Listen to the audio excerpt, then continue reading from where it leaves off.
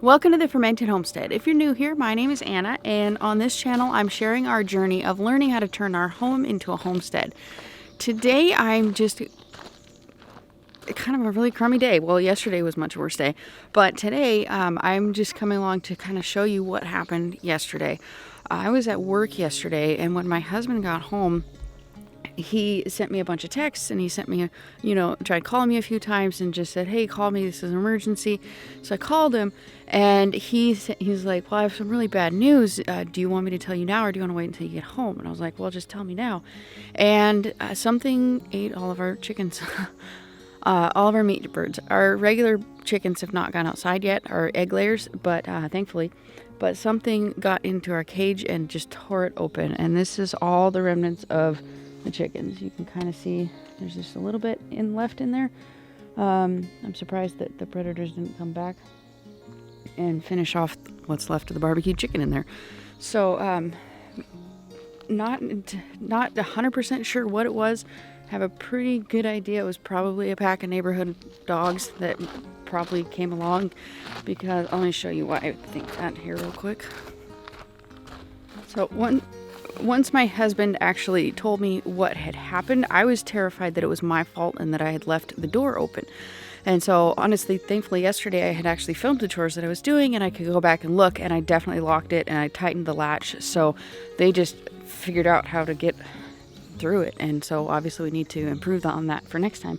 But the reason I think it's like a pack of wild dogs is that this thing is, number one, it's completely torn to shreds, and number two, it was facing this direction. So something came along and completely just ripped all this tarp apart and actually moved the entire chicken tractor. And this chicken tractor is not an easy thing to move. So, I mean, it had to have been a pack of things or a very large predator that there's not much I can do about. So it looks like what they did, I had the strap on there and I had it hooked onto here, and then I would tighten it down really super tight, and that would make it so this door wouldn't even budge, and it would close this little bit of a gap. You tighten it, and then it would push this down and it would make it pretty flush.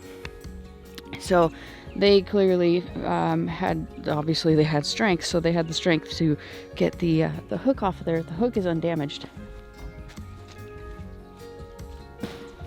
You can see here, I mean, there's no like claw marks or bite marks. There's just this little bit here from where we were hooking it on the loop. There's a little bit of marks on here. Maybe they tried to do it here. Who knows? But anyways, so when my husband got home from work, he found he pulled into the driveway and there was a dead chicken on the floor and the ground, and he's like in the driveway, and he's like, "What's going on here?"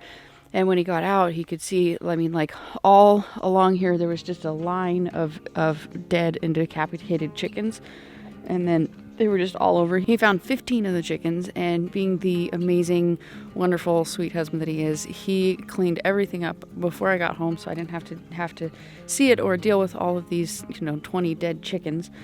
5 of them are just somewhere. I'm sure we'll maybe come across 1 or 2 of them, and the other ones I'm sure got eaten by whatever came to eat them. So, I mean, it's a weird feeling. I mean, even though I was raising them for food, I feel terrible for, obviously I didn't secure the chicken. Obviously I didn't secure the chicken tractor well enough, and so something got into them and terrorized them, and they died a very traumatic death. And it's just, I don't know. It's such a weird feeling. I just feel terrible, and at the same time, it's weird that I feel terrible because they were gonna be in my freezer anyways. But I guess with a longer life and some compassion in there, I guess. I don't know how to explain it. But so I'm not giving up on this. We are going to go ahead and get another batch of meat birds and try this one again. Go back to the drawing board on what we're going to do once we actually get them outside. Go back to the drawing board on what kind of a latch we're going to use, because the actual structure itself is completely sound. The the hardware cloth. They didn't get through the hardware cloth. They tore the tarp to shreds. Obviously, I mean, it's a tarp, and it's a Harbor Freight tarp nonetheless. And then, you know, everything's intact. It just figured out how to get it open. And so I'm not sure what we're going to do about that, but we did get one thing that is going to hopefully help with that.